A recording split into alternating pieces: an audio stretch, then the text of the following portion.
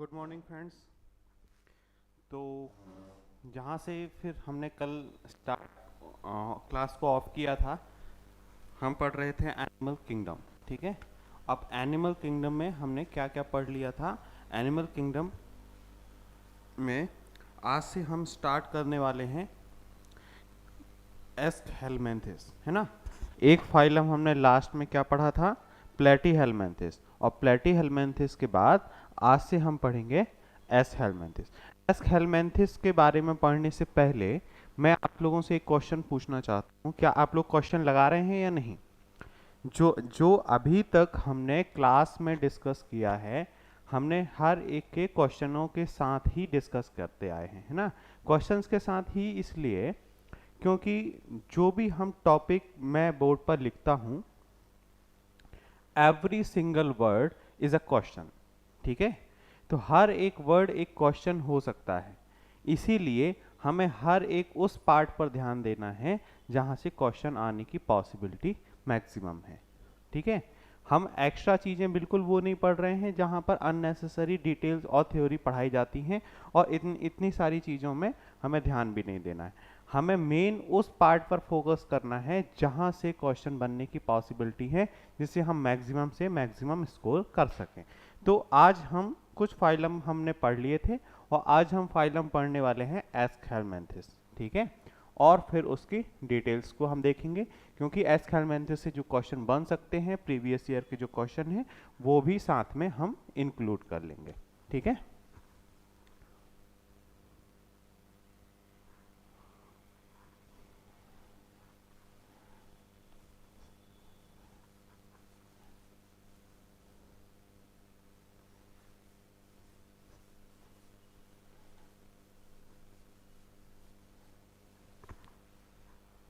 चलिए।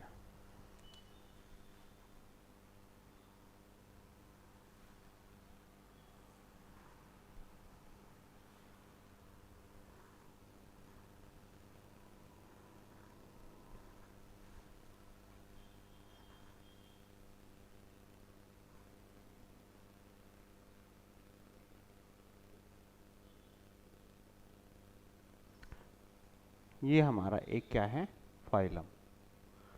तो इसे हमें पढ़ने से पहले मैं आप लोगों को ये बता दूं कि अभी तक जिस तरीके से हमने फाइलम को पढ़ा है, आगे भी हम उसी तरीके से पढ़ेंगे। मतलब हमारे उन्हें बेसिस जो होंगे, जैसे कि हैबिटेट हुआ, सिमेट्री हुआ, रिप्रोडक्शन है ना, और रिप्रोडक्शन के बाद उनके अंदर क्या बॉडी कैविटी है, जिसे हम जर्म लेयर और सीलोम के नाम से भी जानते हैं, सीलोम, लेवल ऑफ ऑर्गेनाइजेशन, उनका रिप्रोडक्शन कैसा है, डाइजेस्टिव ट्रैक्ट कैसा है, ये इनकी डेवलपमेंट कैसे हुई, ये इन सारी चीज़ों के बेसिस पर हम हर एक फाइलम को देखते आ रहे हैं, है ना। डिटेल्स तो इनमें और भी होती हैं, लेकिन मेनली इन्हीं पर क्वेश्चंस पूछे जाते हैं विद एग्जांपल्स। ठीक है, तो आज हम जैसे देख रहे हैं एस्कहेलमेंथिस, एक्चुअली में ये और कुछ नहीं है, ये हमारे हैं राउंड वॉर्म्स। ठीक है, अब राउंड वॉर्म्स हैं तो इनका हैबिटेट कहाँ होगा, हैबिटेट। तो हैबिटेट के बारे में बात करें तो ये कैसे होते हैं, फ्री लिविंग होते हैं। और फ्री लिविंग होते हैं तो कहाँ होना चाहिए, जैसे कि फ्री लिविंग के साथ साथ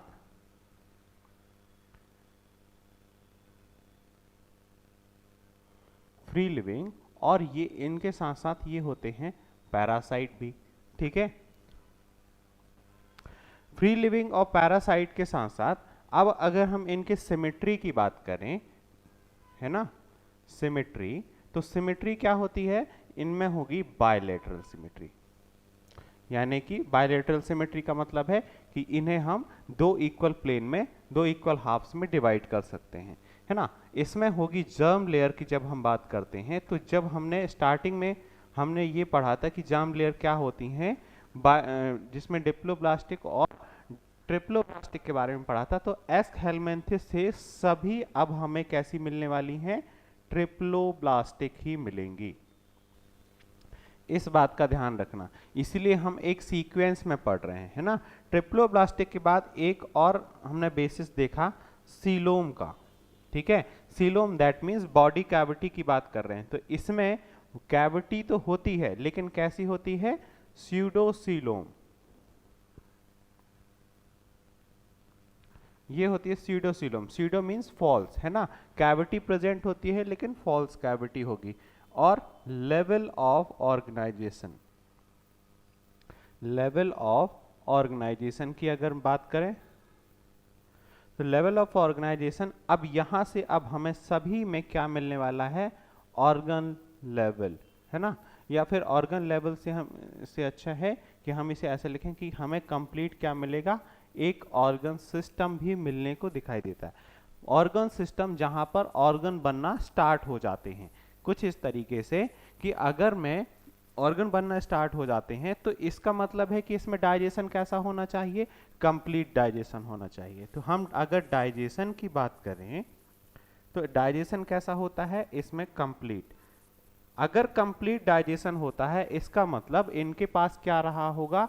माउथ भी होगा और एक एनस भी होगा, है ना, कुछ इस तरीके से आपको देखने को मिलेगा।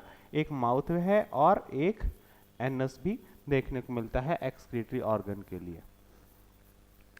इनके पास सकिंग करने के लिए एक सक्शन पॉइंट भी होता है, यहां पर कुछ इस तरीके से एक सक्शन पॉइंट, है ना, और इस सक्शन पॉइंट को एज अ हम क्या कहते हैं? एक म्यूकस की तरह काम करता है ना, और यहां से कुछ सीटी की तरह आवाज भी आती है, वॉइस होती है। तो इनके पास एक प्रकार से हम कह सकते हैं कि फेरिंग्स प्रेजेंट होते हैं। तो इसे हम कहते हैं, जो सक्शन पॉइंट है, म्यूकोजर फेरिंग्स। ठीक है, म्यूकोजर फेरिंग्स की बात करते हैं, या म्यूकोजर की जगह पे म्यूकोजलर कह सकते हैं, म्यूकोजलर फेरिंग्स, है ना। तो म्यूकोजलर फेरिंग्स होता है एक ये सक्शन पॉइंट है और इसमें कंप्लीट एक डाइजेस्टिव ट्रैक यानी कि एलिमेंट्री कैनाल होती है। लेकिन एनस के लिए हम क्या करते हैं, यहाँ पर हम बताते हैं एनस क्यों प्रेजेंट है? एक्सक्रीशन के लिए, है ना। तो एक्सक्रीशन, इसमें एक्सक्रीशन के लिए एक स्पेशल टाइप की सेल होती हैं जिसे हम क्या कहते हैं? एच सेल्स कहते हैं, या फिर इन्हें हम रेनेट सेल भी कह सकते हैं। एच सेल जो कहा वो कुछ इस तरीके से दिखाई देती हैं यहाँ पर, ये देखो, और इनके मिडिल में ये पार्ट यहाँ पर एक प्रेजेंट होता है जो क्या है? एक है एक्सक्रीटरी होल। ठीक है, तो एक्सक्रीटरी होल या एक्सक्रीटरी पोर कह सकते हो आप इसको। तो ये है हमारा एक्सक्रीटरी पोर और ये आपको दिखाई दे रहा है, तो ये एक्सक्रीटरी पोर हो गया। और ये एच टाइप की एच सेल्स हैं, इन्हें हम, ये एक ट्यूब लाइक स्ट्रक्चर है, तो ये है हमारी हो गई ट्यूब। तो इस तरीके से हम एस हेलमिंथेस के बारे में जानते हैं। अच्छा, इसमें मेल और फीमेल अलग अलग होते हैं। अलग अलग होते हैं का मतलब है कि ये कैसे होते हैं? यूनिसेक्सुअल होते हैं। तो अगर हम यूनिसेक्सुअल होते हैं तो हम क्या बताना चाहते हैं? इनका रिप्रोडक्शन बताना चाहते हैं। तो रिप्रोडक्शन किस तरीके से होता है? ये होते हैं यूनिसेक्सुअल। ठीक है, यूनिसेक्सुअल या फिर डायोसियस भी हम इन्हें कह सकते हैं, यानी कि मेल एंड फीमेल कुछ डिफरेंट टाइप के आपको ऐसा देखने को मिलेंगे। मेल अलग होता है, मेल की बॉडी और फीमेल की बॉडी थोड़ा सा डिफरेंट आपको देखने को मिलेगी, है ना। तो कुछ इस तरीके से मेल एंड फीमेल। अच्छा, यूनिसेक्सुअल के साथ साथ ये इंटरनल फर्टिलाइजेशन भी करते हैं, है ना। इनका जो फर्टिलाइजेशन है कैसा होगा? इंटरनल फर्टिलाइजेशन होता है। और फिर अगर हम इनमें डेवलपमेंट देखें, क्या लार्वा से होता है, ओविपेरस या विविपेरस? तो अगर मैं इसमें ये बात करूं कि ये इसमें डायरेक्ट और इनडायरेक्ट दोनों, इनडायरेक्ट एंड डायरेक्ट डेवलपमेंट दोनों होने की पॉसिबिलिटीज होती हैं। दोनों होने की पॉसिबिलिटीज होती हैं, इसीलिए इसमें अब हम रिप्रोडक्शन के बारे में जो बात कर रहे थे, तो क्या क्या है? यूनिसेक्सुअल, इंटरनल फर्टिलाइजेशन और डायरेक्ट और इनडायरेक्ट डेवलपमेंट की हमने यहाँ पर बात की। अच्छा, इसके कुछ एग्जाम्पल्स की अगर हम बात करें कि एग्जाम्पल्स क्या हो सकते हैं, तो एग्जाम्पल्स को आप अगर देखें तो क्या होना चाहिए इसके एग्जाम्पल्स? जैसे हमने कहा कि ये तो राउंड वर्म होते हैं, तो राउंड वर्म एक्चुअली में राउंड नहीं होते हैं ना, राउंड कैसे होते हैं, ये बिल्कुल ऐसे पेन की तरह, जब हम इन्हें क्रॉस सेक्शन व्यू में काटते हैं तो वो अंदर से एक रिंग जैसा स्ट्रक्चर दिखाई देता है, इसलिए हम इन्हें राउंड वर्म के नाम से जानते हैं। जैसे एग्जाम्पल लेते हैं एस्कैरिस। एस्कैरिस का नाम ना आपने सुना होगा, ये स्पेसिफिकली राउंड वर्म के नाम से ही जाना जाता है ना, राउंड वर्म।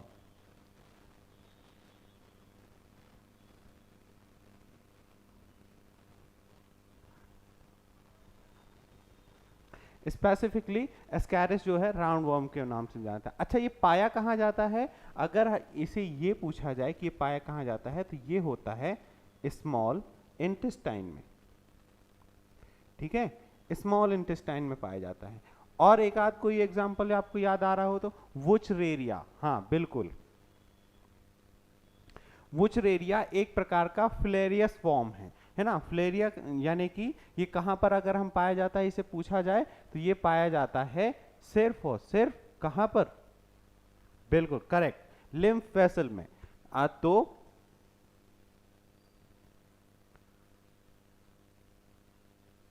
वुचरेरिया, ठीक है, वुचरेरिया जो है कहां पर पाया जाता है, हमारे लिम्फ वेसल्स में, ठीक है। और थर्ड वन, अगर हम कोई एक और एग्जांपल की बात करें तो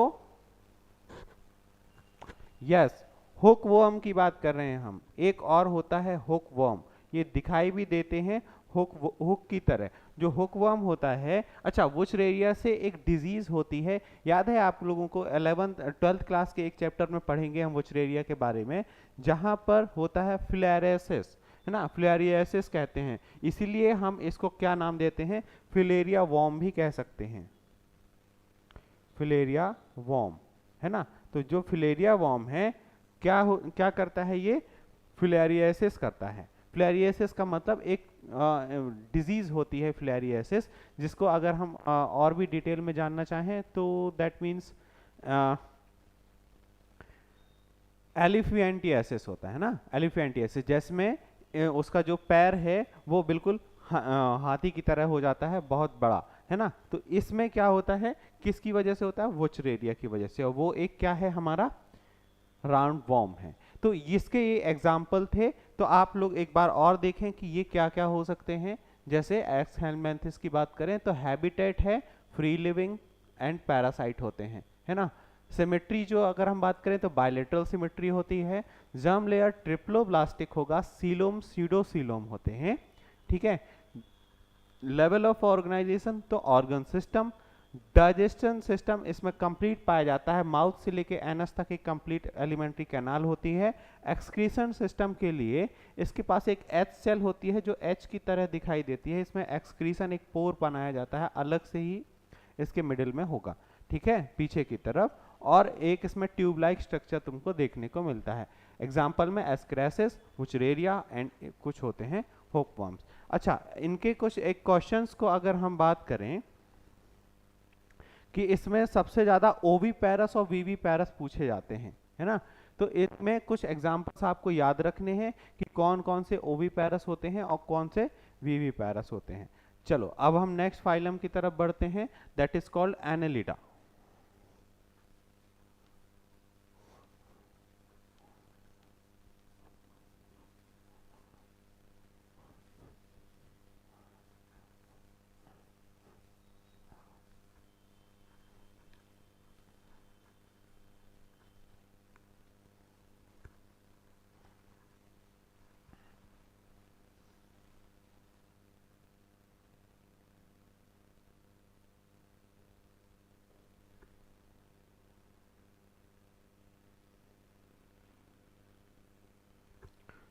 ठीक है, एनिलिडा ये आएगा यहाँ पर, ठीक है।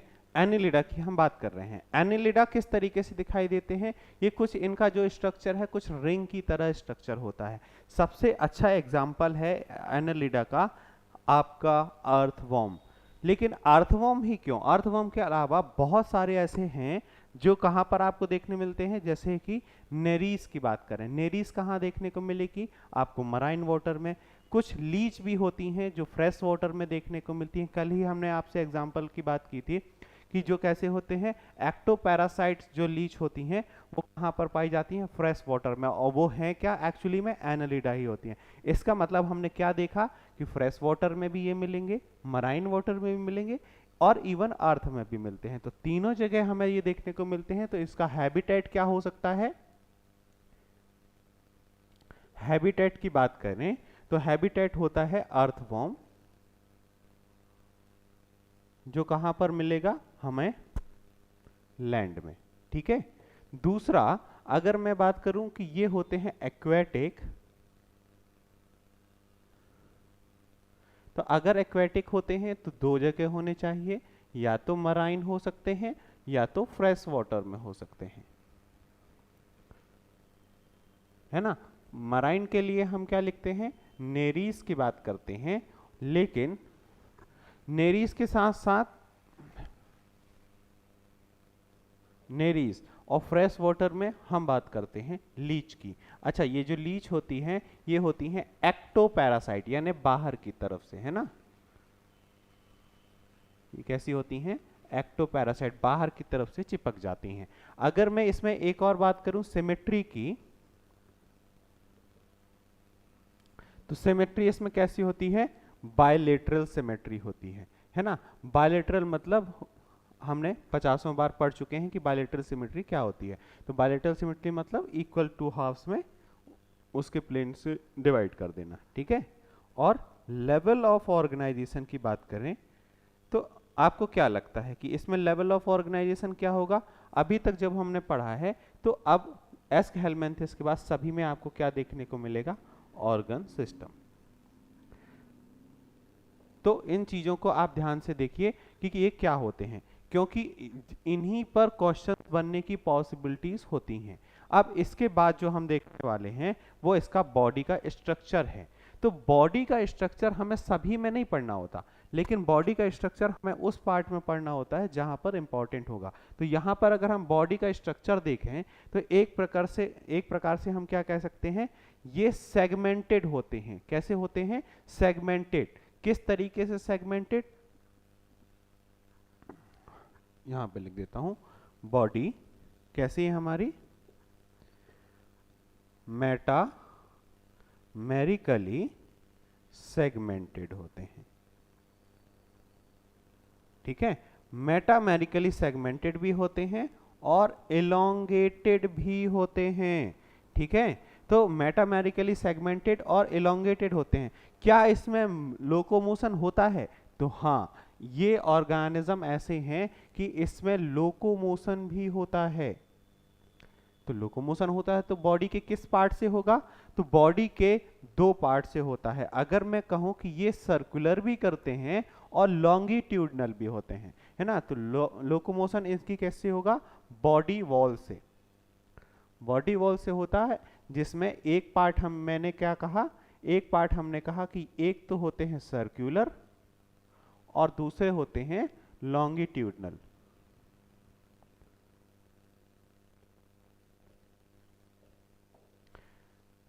बॉडी वॉल में हम इन तरीके से दिखते हैं। और अगर मैंने कहा कि अब लोकोमोशन तो सब जगह अलग अलग हो सकता है, लेकिन ये भी तो देखना है कि हम इनके हैबिटेट तो तीन अलग अलग हैं। तो सर्कुलर होता है, तो ये सर्कुलर जो होगा ये मसल्स के थ्रू करते हैं। किसके थ्रू, मस्कुलर होते हैं, है ना।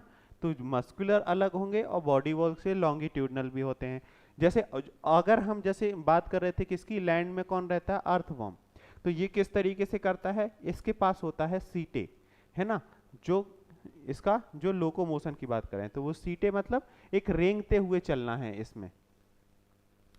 रेंगना मतलब घसीटते हुए, घसीट के मतलब उस तरीके से रेंगते हुए चलते हैं कौन, हमारे अर्थवॉर्म।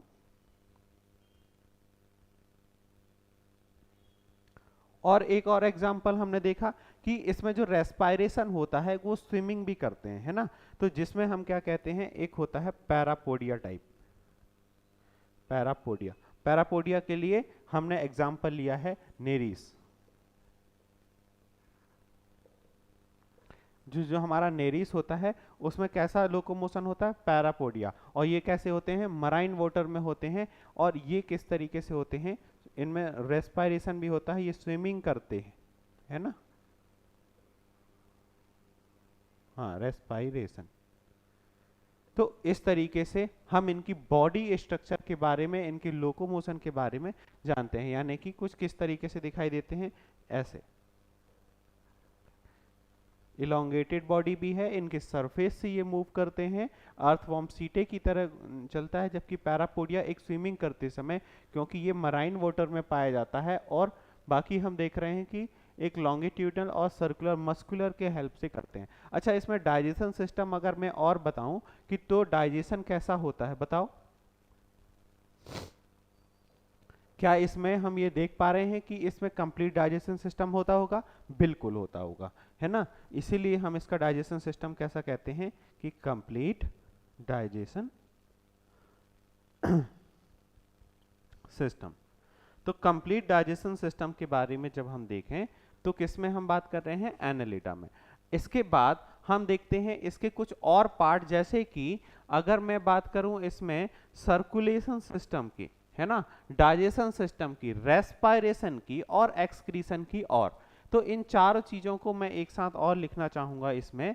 तो कहीं प्लेस तो नहीं है, चलो मैं यहां बता देता हूं, ठीक है। जैसे मैंने क्या कहा, डाइजेशन की हमने बात तो कर ली, अब हम सर्कुलेशन की बात करते हैं। सर्कुलेशन सिस्टम कैसे होता है? इसमें होता है क्लोज सर्कुलेशन सिस्टम। अगर क्लोज सर्कुलेशन सिस्टम होता है, दैट मीन्स इनके पास क्या होगा? ब्लड वेसल्स होंगी, और ब्लड वेसल्स हैं तो इसका मतलब ब्लड तो होगा ना, यानी कि इसमें एक प्रकार का ब्लड होता है। ये एक क्या है? बॉडी फ्लूइड है, और बॉडी फ्लूइड है, ब्लड है, लेकिन अगर मैं अर्थवॉर्म की बात करूं तो वो उसमें हीमोग्लोबिन टाइप का एक पिगमेंट पाया जाता है, जिसे हम कहते हैं इरिथ्रोसाइनिन। क्या कहते हैं?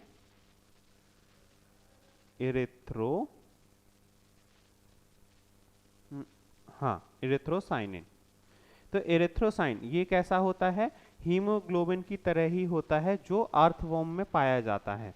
तो जैसे अगर हम देखें कि बॉडी फ्लूइड इनमें प्रेजेंट होता है, क्लोज सर्कुलेटरी सिस्टम हमने देखने को मिला हमें, ठीक है। क्लोज सर्कुलेशन सिस्टम के बाद अगर मैं ये कहूं कि इनके पास और भी कुछ होता होगा, जैसे कि डाइजेशन सिस्टम तो मैंने कहा कि कंप्लीट होता है ना। डाइजेशन सिस्टम के बाद रेस्पायरेशन की बात कर रहे थे, तो रेस्पायरेशन में ये करते हैं, इसमें कहेंगे क्यूटिनेसियस, है ना।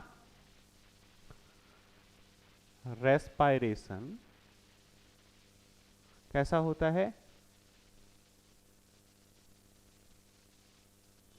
क्यूटिनेसियस। दैट मीन्स स्किन से ये रेस्पायरेशन करते हैं, स्किन से, अपनी बॉडी सरफेस से रेस्पायरेशन, यानी स्किन से ये कर सकते हैं। और एक्सक्रीशन के लिए कहेंगे तो एक्सक्रीशन के लिए इनके पास पाया जाता है नेफ्रियडिस, है ना, या फिर कहें नेफ्रीडिया। तो नेफ्रीडिया जहां प्लेस नहीं है, आप सुने ध्यान से कि इनके पास क्या पाया जाता है? नेफ्रीडिया, ठीक है। हाँ, लिख देते हैं एक्सक्रीशन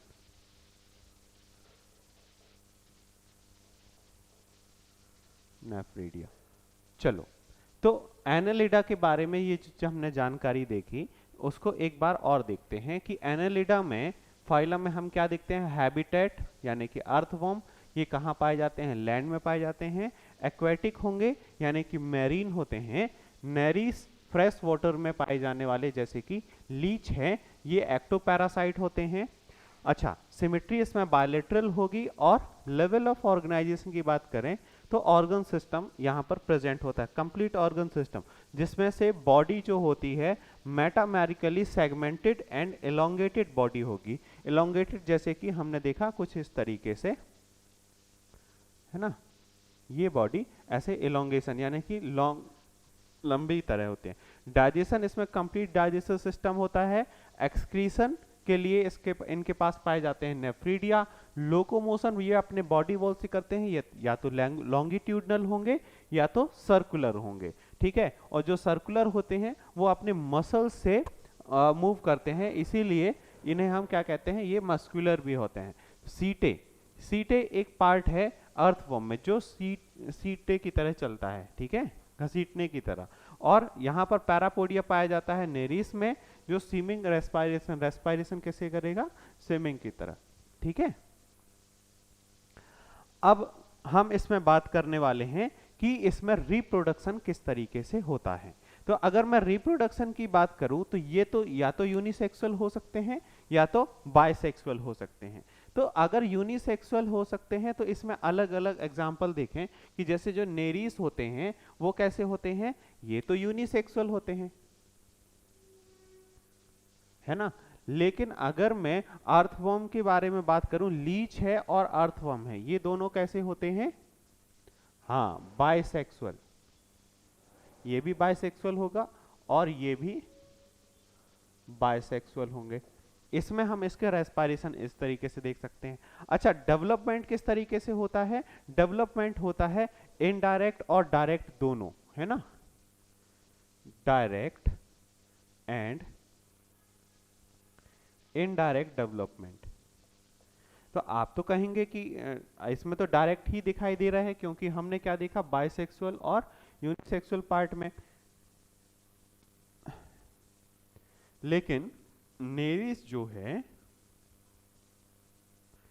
वो एक इनडायरेक्ट डेवलपमेंट शो करता है ना। इनके पास क्या पाया जाता है, ट्रैकोफोर लार्वा पाए जाते हैं, ये इस तरीके से अपना डेवलपमेंट करते हैं। जैसे एग्जांपल्स में हमने देख ही लिया है, अर्थवर्म होते हैं, नेरिस होते हैं और ब्लड सकिंग लीच होती हैं। ब्लड सकिंग लीच के पास एक स्पेसिफिक टाइप का एक प्रोटीन पाया जाता है जिसे हम हिरुडिन नाम से जानते हैं। हिरुडिन नाम से आपने बॉडी में भी, आपकी बॉडी में भी हिरुडिन नाम का एक क्या पाया जाता है, पिगमेंट पाया जाता है। इसी की वजह से इसमें हम उसकी बॉडी का कलर देख सकते हैं, उसके ब्लड का कलर देख सकते हैं, ठीक है। हिरुडिन के बारे में हम जब ब्लड के बारे में और थोड़ा सा डिटेल से पढ़ेंगे तो उसके बारे में भी हम पढ़ने वाले हैं। तो इतनी चीजें आप देख लीजिए एक सेकंड के लिए, क्योंकि ये कंप्लीट एनालिडा फाइलम के बारे में है। इसमें हमने क्या क्या देखा है, रेस्पायरेशन किस तरीके से होता है, उनका डाइजेशन सिस्टम, उनका respiration system, digestion system, symmetry, level of organisation, उनकी बॉडी का स्ट्रक्चर कैसा होता है, वो रहते कहाँ हैं, है ना, एक्सक्रीशन सिस्टम में देखा, और फिर बस इतना ही तो देखा है ना। तो इन सारी चीजों को बोर्ड में जो लिखी हुई है इनको एक बार ध्यान से देख लो, इसमें अगर कहीं कोई समस्या हो तो फिर आप बताएं, है ना। इससे बाहर क्वेश्चन आने की पॉसिबिलिटीज नहीं होती हैं, क्योंकि हमने जो भी हमारे से यहाँ पूछा जाएगा या तो एग्जाम्पल पूछा जाता है या तो इनका रेस्पायरेशन पूछा जाएगा। स्पेसिफिक बात इसमें है कि जैसे इनडायरेक्ट डेवलपमेंट होता है नेरिस में, ये पूछे जाने की पॉसिबिलिटीज होती हैं। सर्कुलर इसमें होगा, ठीक है।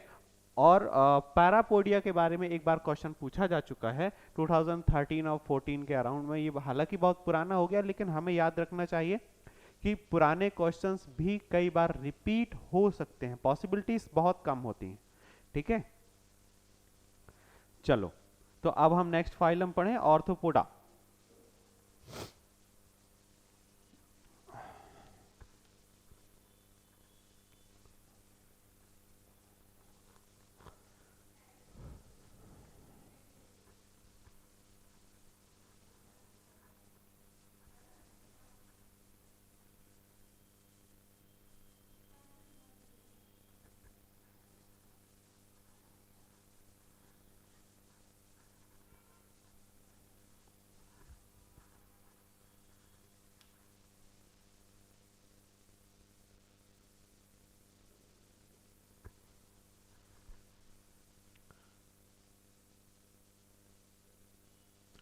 अच्छा, अब ऑर्थोपोडा पढ़ने वाले हैं, तो ऑर्थो का मतलब क्या होता है और पोडा का मतलब क्या होता है। यहाँ पर इनका नाम ही ऑर्थोपोडा इसलिए पड़ा कि ऑर्थो का मीन्स होता है जॉइंट्स। क्या होता है, जॉइंट्स। और जॉइंट्स किसके, पोडा। पोडा का मतलब यहाँ पर क्या है, उनके लेग्स, दैट मीन्स उनके अपेंडेजेस की बात कर रहे हैं हम। किसकी, अपेंडेजेस की। इनके लेग्स कैसे होते हैं, जॉइंट लेग्स होते हैं। अच्छा, ऑर्थोपोडा एक ऐसा फाइलम है जो दुनिया में आपको सबसे ज्यादा देखने को मिलता है। ये कहीं भी रहते हैं, कहीं भी मतलब आपको उड़ते हुए मिलेंगे, हवा में भी रहते हैं, है ना, हवा के साथ साथ लैंड में भी रहते हैं, ये वाटर में भी रह सकते हैं। तो ये टेरेस्ट्रियल भी होते हैं, टेरेस्ट्रियल मीन्स होता है लैंड में रहना, एक्वेटिक भी होते हैं और एरियल भी होते हैं जो हवा में रहते हैं, है ना। तो तीनों जगह, यानी कि ये सबसे बड़ा फाइलम है अभी तक का। हम इसे क्या कहते हैं कि ये कैसा है, लार्जेस्ट फाइलम। यानी कि टोटल कितना होता है, टोटल फाइलम्स का, टोटल ऑर्गेनिज्म का 2/3 होता है ना। 2/3 स्पीसीज किसकी है, सिर्फ और सिर्फ ऑर्थोपोडा की होती हैं। अच्छा, इसमें हैबिटेट की बात करें तो हैबिटेट अभी हमने बताया कि हैबिटेट कहाँ हो सकते हैं, लैंड में, जिसे हम क्या कहते हैं, टेरेस्ट्रियल। ठीक है, टेरेस्ट्रियल के साथ साथ ये कहाँ और पाए जाते हैं, ये एक्वेटिक भी हो सकते हैं। एक्वेटिक के साथ साथ ये एरियल भी होते हैं। अब एरियल के बाद इसमें हमारा दूसरा पार्ट क्या आता है, सिमेट्री। अब सिमेट्री में अगर देखें तो सिमेट्री कैसी होती है, इसमें भी बायलेटरल सिमेट्री होती है, बायलेटरल सिमेट्री। बायलेटरल के बाद अब हम बात करेंगे जर्म लेयर की। जर्म लेयर की जब हम बात करें तो जर्म लेयर कैसी होती हैं, जर्म लेयर होती हैं ट्रिप्लोब्लास्टिक। अब तो ये याद ही हो गया होगा ना कि ट्रिप्लोब्लास्टिक हम क्यों कह रहे हैं। अब यहाँ क्योंकि हम एस्केलमेंथस से जब भी पढ़ते आ रहे हैं, यहाँ पर जर्म लेयर तीनों पाई जाएंगी, एक्टो, मीजो और एंडोडर्म, है ना। तो ये तीनों ट्रिप्लोब्लास्टिक होती हैं, तीनों लेयर पाई जाती हैं इसमें। इसमें सीलोम कैसा होगा, सीलोम पाया जाएगा या नहीं, बिल्कुल पाया जाता है। यानी कि अगर मैं कहूंगा कि इसमें कैसा होता है, यूसिलोमेट, और इसमें भी यूसिलोमेट में भी कौन सा, हमने 2 टाइप का पढ़ा था ना, इसमें होता है साइजो सिलोमेट, साइजोसिलोमेट, ये इस टाइप का इसमें पाया जाता है। लेवल ऑफ ऑर्गेनाइजेशन की बात करें, level of organisation, level of organisation क्या होता है, यहां पर पड़ेगा ऑर्गन सिस्टम। ठीक है, ऑर्गन सिस्टम की हम यहां ऑर्गन सिस्टम को हम देखेंगे। तो इसमें हमने देखा कि ये क्या है एक्चुअली में, ऑर्थोपोडा, जिसमें जॉइंट्स कैसे होते हैं, उनके लेग्स कैसे होते हैं, जॉइंट्स होते हैं। लैंड आपको टेरेस्ट्रियल, एक्वेटिक और एरियल तीनों जगह देखने को मिलेगा। लार्जेस्ट फाइलम है, यानी कि आपको मक्खी, मच्छर और स्कॉर्पियो, है ना, आपको कॉकरोच सभी जगह देखने को मिलते हैं। तो वो एक्चुअली में ये सब क्या है, एक्चुअली में ये सब हैं ऑर्थोपोडास ही हैं, है ना। इनकी बायलेटरल सिमेट्री होती है। साथ में हम जर्म लेयर की बात करें तो ये कैसे होते हैं, ट्रिप्लोब्लास्टिक होंगे, और सीलोम कैसे होंगे, यूसिलोमेट होते हैं, यानी कि इसमें ट्रू कैविटी प्रेजेंट होगी। और उसमें भी कौन सी, साइजोसिलोमेट की बात करते हैं। हमने 2 टाइप के पढ़े हैं ना, याद होना चाहिए लास्ट क्लास में। और लेवल ऑफ ऑर्गेनाइजेशन के बारे में बात करें तो ये ऑर्गन सिस्टम होता है। अच्छा, इसके बॉडी के बारे में थोड़ा सा हम बात यहाँ पर कर सकते हैं कि जो इनकी बॉडी होती है वो 3 अलग अलग पार्ट में डिवाइडेड होती है। कौन कौन से, या तो होते हैं हेड, फिर हेड के बाद कौन सी कैविटी होती है, गुड, थोरैक्स कैविटी, और तीसरा एब्डोमेन कैविटी भी, एब्डोमेन कैविटी, है ना। और इनकी बॉडी कैसी होगी, सेगमेंटेड, सेगमेंट में बटी होती है ना। तो इस तरीके से हमें यहाँ पर देखना है। इनके पास एक स्केलेटन सिस्टम भी होता है। स्केलेटन सिस्टम कहाँ पर होता है, बाहर की तरफ होता है, यानी कि एक्सोस्केलेटन सिस्टम होता है। वो भी किस चीज से बना होता है, काइटिन से बना होता है। इसे हम कैसा स्केलेटन सिस्टम कहेंगे, काइटिन से बना हुआ, कार्टिनेसियस, है ना। कैसा, एक्सोस्केलेटन सिस्टम।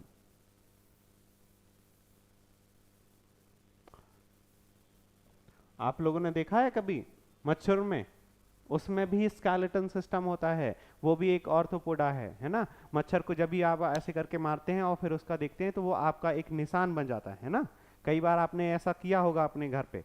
तो अगर मच्छर को मारने पर जो आपकी बॉडी के ऊपर जो निशान बन रहा है, एक्चुअली में और कुछ नहीं है, वो उसका एक्सोस्केलेटन सिस्टम है जो आपको दिखाई देता है, ठीक है, जो उसको प्रोटेक्शन के लिए था। लेकिन हम तो थोड़ा ठहरे कैसे, हाँ बिल्कुल। अब हम मच्छरों से तो मजबूत ही है ना, इसलिए हम उसे इजीली मार पाते हैं, ठीक है। अच्छा, इसके बाद अब हम बात करेंगे उसके सर्कुलेशन सिस्टम की।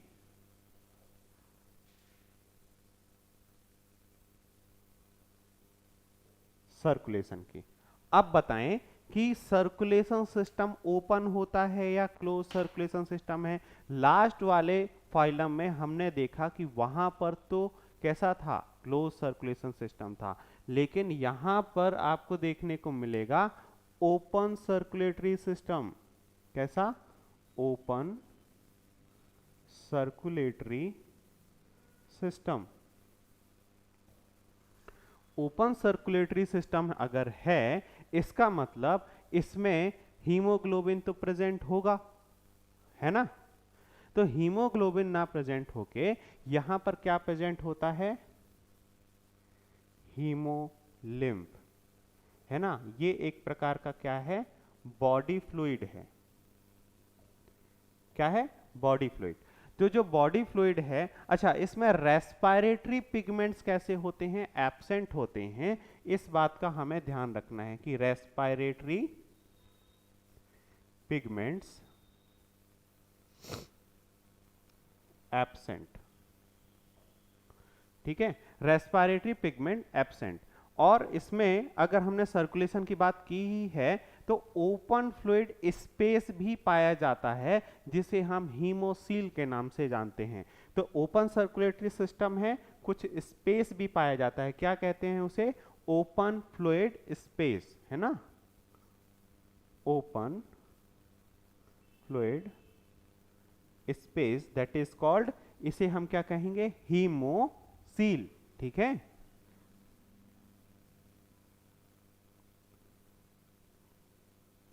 हीमोसील। चलो, तो ये तो बात हो गई सर्कुलेशन सिस्टम की। अब हम बात करेंगे डाइजेशन सिस्टम की। अगर मैं डाइजेशन की बात करूं तो इसमें डाइजेशन सिस्टम कैसा होता है? बिल्कुल करेक्ट आपने कहा। कैसा? Complete digestive system. Complete digestive system. Complete digestive system के बाद हमारे पास एक बहुत इंपॉर्टेंट पार्ट होता है जिसे हम क्या कहते हैं? रिप्रोडक्शन। रिप्रोडक्शन से पहले हम रेस्पायरेशन पढ़ लेते हैं, है ना। रेस्पायरेशन के बारे में बात करें, क्योंकि रेस्पायरेशन के बारे में इसलिए हम पहले बात करना चाहते हैं क्योंकि हमने देखा कि इसके 4 अलग अलग हैबिटेट हो सकते हैं। अलग अलग हैबिटेट का मतलब ये एक्वेटिक भी होते हैं, तो मराइन भी होंगे, फ्रेश वाटर में भी होंगे, ठीक है। अगर मैं कहूँ कि ये लैंड में भी रहते हैं तो ये लैंड में भी होंगे, एक एयर में भी होते हैं तो हवा में भी होंगे, है ना। तो इन चारों जगह में हमारे पास अलग अलग इनके रेस्पायरेशन सिस्टम भी तो होना चाहिए, है ना। तो जैसे एक होता है गिल्स, आपको याद हो शायद अगर कि गिल्स से भी होते हैं, कुछ क्या होते हैं? बुक गिल्स होते हैं, है ना। बुक गिल्स के साथ साथ एक होता है बुक, बिल्कुल, lungs. Very good. And last one is tracheal system, है ना। ट्रैकियल सिस्टम, आपको याद है ट्रैकियल सिस्टम किसके साथ होता है? हाँ बिल्कुल, सारे इंसेक्ट्स में कैसा पाया जाता है? ट्रैकियल सिस्टम पाया जाता है। बुक लंग्स किसके में होते हैं? यहां पर आएंगे हमारे मकड़ी, बिच्छू, दैट मीन्स स्कॉर्पियन, है ना। स्कॉर्पियंस एंड स्पाइडर्स, तो स्पाइडर्स एंड स्कॉर्पियन जिसमें क्या पाया जाता है, बुक लंग्स पाए जाते हैं, बुक गिल्स में। अब यहां पर आ गए गिल्स, तो जिसका नाम है किंग क्रॉप। सुना है आपने इसका नाम कभी? ठीक है, तो अगर आपने सुना हो तो इसे हम क्या कहते हैं, किंग क्रॉप्स कहते हैं। और इसका और भी एक और नाम है जो सबसे ज्यादा एग्जाम में पूछा जाता है। अगर इसका नाम पूछा गया कि बुक गिल्स के साथ, बुक गिल्स जो होते हैं जिन किन में पाए जाते हैं, तो लिमुलस, गुड, लिमुलस, ठीक है, लिमुलस। तो इन्हें हम क्या कहते हैं, किंग क्रैब कहते हैं।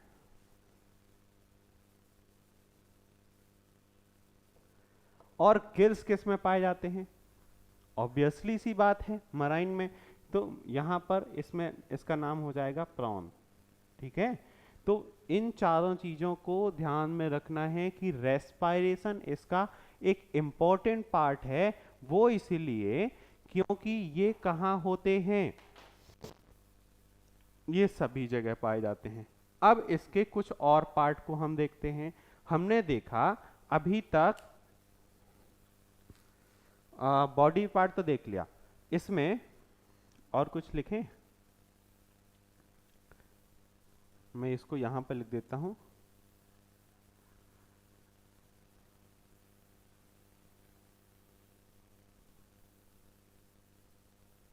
साइजोसिलोमेट, ठीक है।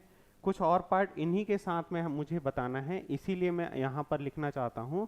सबसे पहले इनके पास होते हैं सेंस ऑर्गन।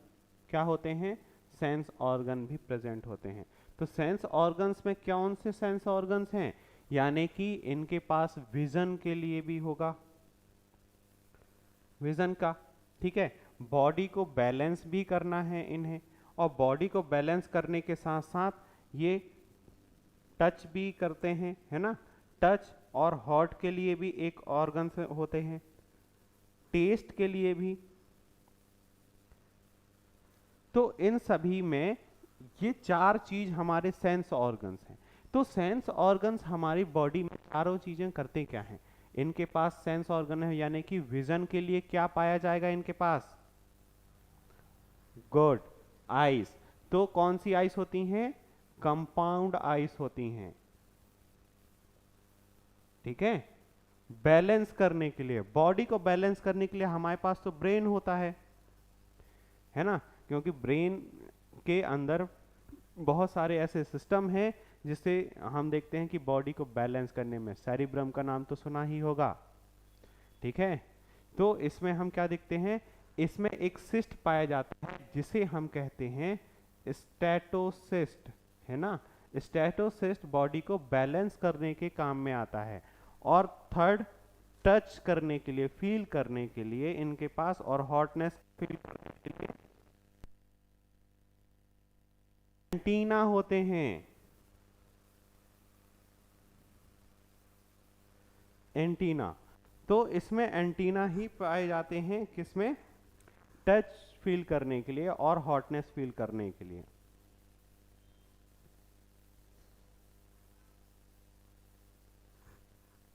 टेस्ट के लिए, बिल्कुल। तो आप बताएं कि टेस्ट करने के लिए इसमें क्या होना चाहिए, टेस्ट कहां से करते हैं हम, अपने टंग से, है ना। तो इनके पास तो टंग होता नहीं है, लेकिन इनके पास एक रिसेप्टर्स होते हैं। जैसे कि हनी बी के बारे में अगर हम बात करें तो वो कैसा करते हैं, वो अपने नेक्टर से रस चूसती है ना, तो उसको टेस्ट आना चाहिए। टेस्ट किस तरीके से आना चाहिए कि ये मीठा है या खराब है, तो उसको टेस्ट करने के लिए उनके पास कैसे होते हैं, उसे हम कहते हैं, हाँ हाँ, गैस्ट्रो, गुड,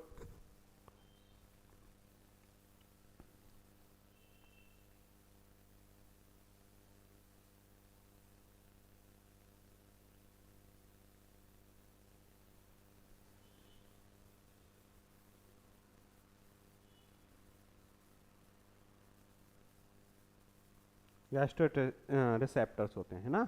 तो ये किस चीज के लिए है, टेस्ट के लिए। अच्छा, एक्सक्रीशन की अगर हम बात करें तो एक्सक्रीशन कैसे होता है इनमें,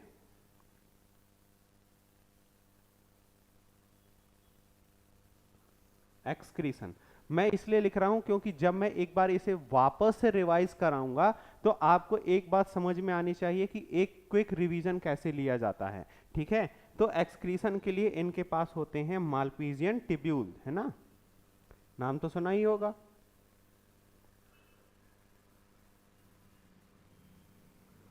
मालपीजियन टिब्यूल, और मालपीजियन टिब्यूल किन में पाया जाता है? जनरली इंसेक्ट्स में पाया जाता है। और इसके बाद इनके पास क्या होता है? और ग्रीन ग्लैंड होते हैं।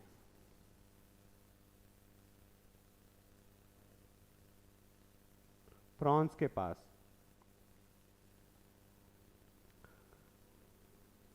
ठीक है, प्रॉन्स के पास। रिप्रोडक्शन और बचा है, वो भी मैं लिख देता हूं। रिप्रोडक्शन, रिप्रोडक्शन की अगर हम बात करें तो रिप्रोडक्शन कैसा होता है? ये मोनोसियस होते हैं या डायोसियस? गुड, डायोसियस होते हैं।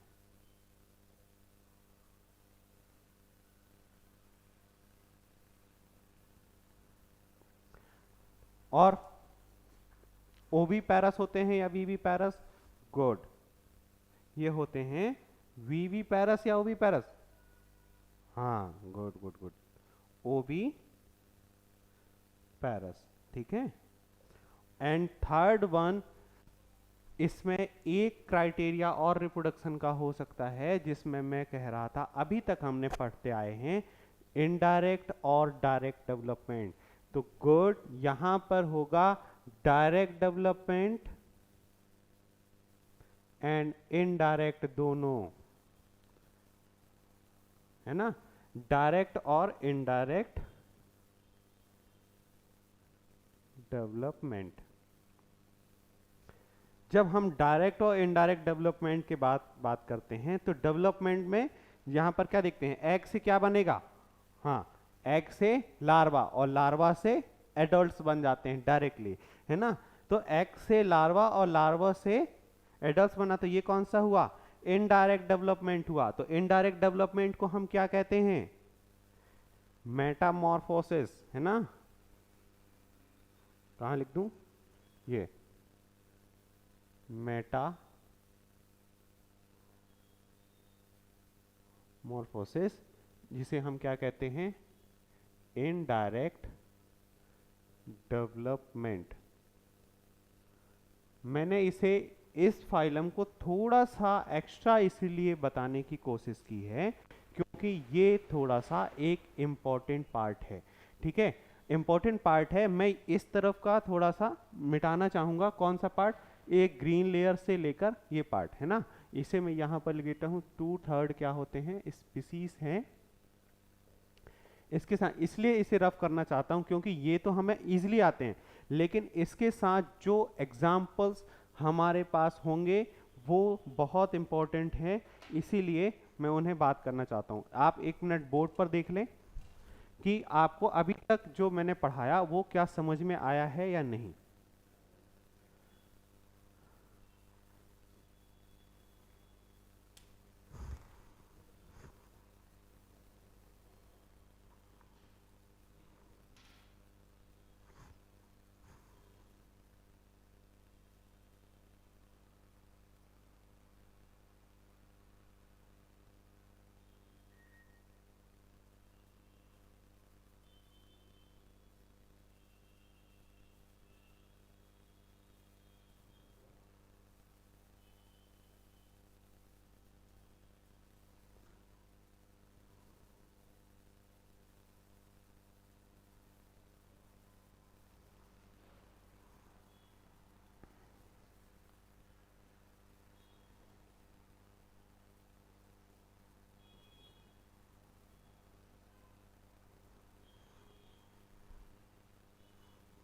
हाँ, तो मैं ये थोड़ा सा रिवाइज कराने के बाद आपको रफ कर देता हूँ।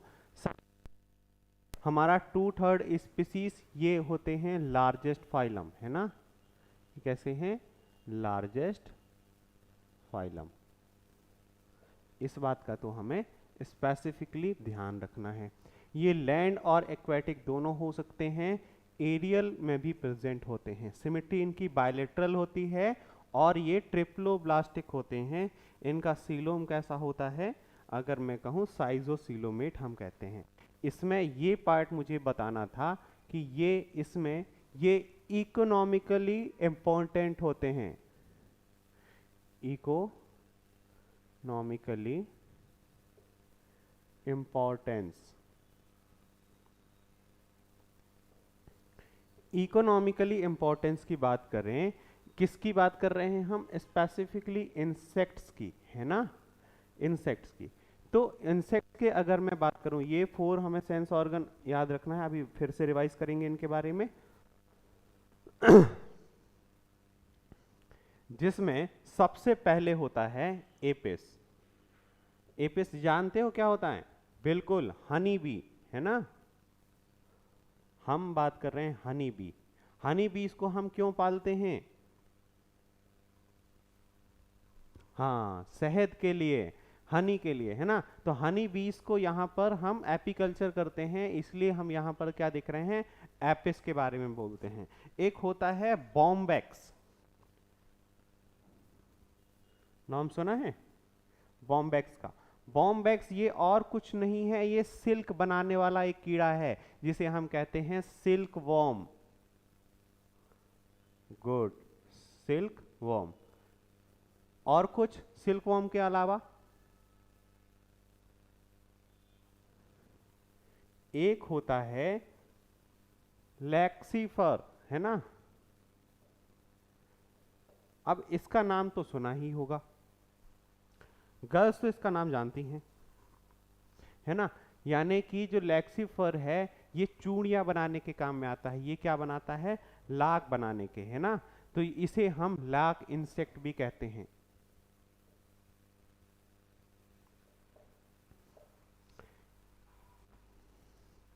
वेक्टर्स,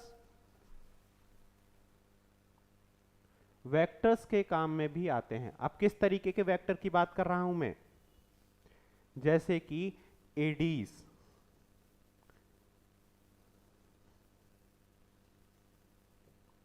ये कैसा है, ये भी एक अक्षर है। एक और बात करें क्यूलेक्स की, है ना, एनाफिलीस की,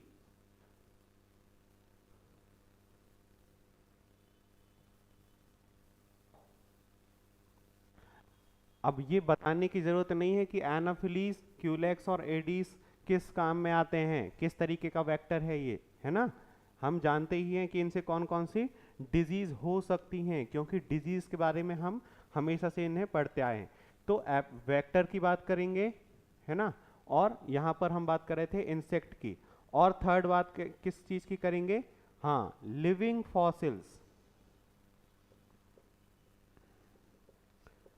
जिसमें एक हमने यहां पर एग्जाम्पल देखा था, कहीं लिखा है क्या, वो देखो किंग क्रैब की बात कर रहे हैं, है ना। किंग क्रैब ये क्या है, एक लिविंग फॉसिल है जो क्या है, किंग क्रैब, है ना। किंग क्रैब को हम और किस नाम से जानते हैं, लिमलस के नाम से, ठीक है। कुछ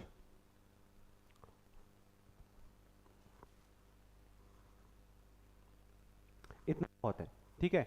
ये पेस्ट के भी काम में आते हैं, है ना। इस जैसे लिकोस्टा का आपने नाम तो सुना ही होगा, वो कैसा है, एक ग्रेनियस पेस्ट है। तो इन सभी में ये वो पार्ट लिखा हुआ है जिसमें से मैक्सिमम क्वेश्चन बनने की पॉसिबिलिटीज हैं।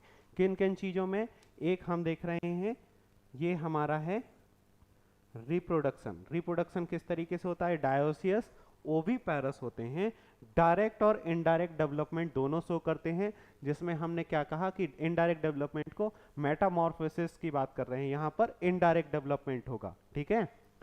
इसमें जो स्केलेटन सिस्टम है, यानी कि हम बॉडी की बात करते हैं, एंडोस्केलेटन सिस्टम होता है। सर्कुलेशन सिस्टम में इसमें 4 अलग अलग टाइप की चीजें देखी हमने कि कौन सा होता है, ओपन सर्कुलेटरी सिस्टम होगा। बॉडी फ्लूइड के नाम पर क्या होता है, हीमोलिम्फ।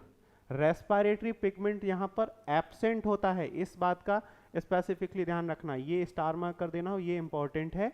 और इसमें हीमोसील नाम का एक स्पेस पाया जाता है जिसे हम ओपन फ्लूइड स्पेस कहते हैं। डाइजेशन सिस्टम तो ये तो हम मल्टीपल टाइम्स पढ़ते आ रहे हैं कि कैसा है, कंप्लीट डाइजेस्टिव सिस्टम होता है। रेस्पायरेशन में इसे तो हमें 5 स्टार करना चाहिए, क्यों, ये पांचों के पांचों 4 पार्ट है ना, 4 चारों के चारों कैसे हैं, बहुत इंपॉर्टेंट है, इसलिए क्योंकि ये सभी जगह पाए जाते हैं। गिल्स कहाँ पाया जाता है, यहाँ पर वाटर में, तो प्रॉन्स हमें मराइन में मिलेगा, बुक गिल्स किंग क्रैब्स में, ठीक है, इसे हम अभी क्या कहते हैं, यहाँ पर भी हमने देखा कि लिविंग फॉसिल के नाम से जानते हैं। Book lungs scorpion and spiders में, जबकि ट्रैकियल सिस्टम इंसेक्ट में पाया जाता है। तो 1, 2, 3 एंड 4 ये बहुत इंपॉर्टेंट है। इसके बाद इसमें होते हैं कुछ सेंस ऑर्गन्स। सेंस ऑर्गन्स में जैसे विजन के लिए कंपाउंड आइज पाई जाती हैं, ठीक है। दूसरा बॉडी को बैलेंस करने के लिए इनमें होता है स्टैटोसिस्ट। टच और हॉट फील करने के लिए इनके पास 2 एंटीना पाए जाते हैं, ठीक है। और इसमें मैं कहूँ कि टेस्ट के लिए गैस्ट्रो रिसेप्टर्स होते हैं, ठीक है। तो ये सेंस ऑर्गन हो गए। एक्सक्रीशन सिस्टम की अगर हम बात करें तो एक्सक्रीशन सिस्टम में इनमें होते हैं मालपीजियन ट्यूब्यूल इंसेक्ट में, और ग्रीनली ग्लैंड्स होते हैं, ये ग्लैंड्स लिखा हुआ है, ठीक है, ग्लैंड्स ये होते हैं प्रॉन्स, ठीक है। इनमें बॉडी कैसी होती है, 3 अलग अलग पार्ट में बटी हुई होती है, head, thorax and abdomen cavity, और सेगमेंटेड बॉडी होती है। इकोनॉमिकली इंपॉर्टेंस है, इसलिए इसका इकोनॉमिक इंपॉर्टेंस पूछा जाता है। ये हमारा सबसे इंपॉर्टेंट फाइलम था ऑर्थ्रोपोडा। इंपॉर्टेंट के साथ साथ इसमें एक्चुअली में ये सबसे बड़ा फाइलम है हमारे अर्थ में पाया जाने वाला। फाइलम मतलब सारे सबसे ज्यादा ऑर्गेनिज्म आपको क्या देखने को मिलते हैं, आप घर से निकलते हैं, घर के अंदर देखते हैं, किसी भी प्लेस पर चले जाएं आपको ये फाइलम बिल्कुल दिखाई देगा। यानी कि मक्खी हो गया, मच्छर हो गया, प्रॉन्स हैं, इंसेक्ट हैं, कितने इंसेक्ट देखते हैं हम, है ना। और कहाँ पर मिलेंगे, जमीन पर भी मिल सकते हैं, हवा में भी मिल सकते हैं, वाटर में भी मिल सकते हैं, फ्रेश वाटर में, मराइन में, सभी जगह आपको ये देखने को मिलते हैं। और इसकी इतनी वैरायटी है कि हम इन्हें कह सकते हैं कि ये अनकाउंटेबल हैं। तो अनकाउंटेबल है, इसीलिए इसमें बहुत सारे वैरायटीज हैं और क्वेश्चन पूछे जाने की पॉसिबिलिटीज भी होती हैं।